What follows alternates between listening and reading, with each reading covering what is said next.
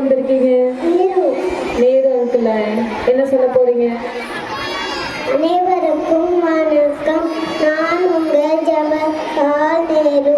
நான் சுதந்திர இந்தியாவின் முதல் பிரதமர் ஆவேன். 1889ஆம் ஆண்டு நவம்பர் 14ஆம் தேதி அலகாபாத்தில் பிறந்தேன்.